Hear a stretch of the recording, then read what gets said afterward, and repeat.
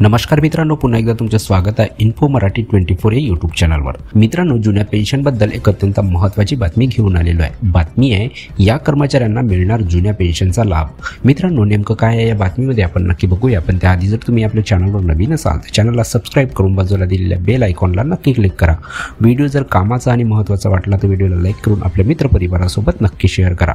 आणि हो मित्रांनो, व्हिडिओला शेवटपर्यंत नक्की बघा जेणेकरून तुमच्याकडून कोणतीही माहिती सुटणार नाही। मित्रांनो, कायम कर्मचाऱ्यांना जुन्या पेन्शन योजनेचा लाभ देण्याचा महत्त्वपूर्ण आदेश दिल्ली उच्च न्यायालयाने दिला आहे।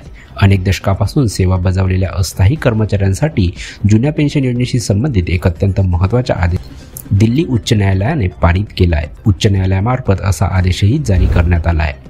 मित्रांनो, दिल्ली उच्च न्यायालयाच्या माध्यमातून एक आदेश जारी करण्यात आला आहे जो हजारो तात्पुरत्या सेवेतील कर्मचाऱ्यांसाठी अतिशय आनंदाची बातमी आहे। आणि अनेक हंगामी कर्मचारी अनेक दशकांपासून सतत काम करत आहेत आणि त्यांना नियमित कर्मचाऱ्यांसारखे कोणतेही लाभ दिले जात नाहीत किंवा त्यांना पेन्शनसाठी पात्र मानले जात नाही।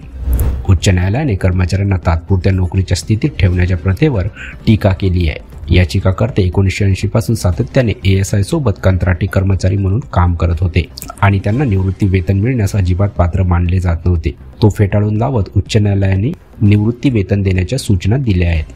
कंत्राटी कर्मचाऱ्यांना जुनी पेन्शन देण्यासंदर्भातील हा महत्त्वपूर्ण आदेश न्यायमूर्ती हरिशंकर आणि न्यायमूर्ती अजय दिग्पाल यांच्या खंडपीठाने दिल्ली उच्च न्यायालयाच्या नव्या पुतळ्यातून दिला आहे। याचिकाकर्त्यांना पेन्शनपासून वंचित ठेवणारा आदेश उच्च न्यायालयाच्या खंडपीठाने पूर्णपणे रद्द केला आहे। या सर्वांनी 2010 ते 2014 दरम्यान निवृत्त होण्यापूर्वी 2 दशकाहून अधिक काळ करारावर काम केले होते। कंत्राटी कर्मचाऱ्यांना आता नियमित कर्मचाऱ्यांप्रमाणे पेन्शन मिळण्याचा अधिकार उच्च न्यायालयाने मान्य केला आहे।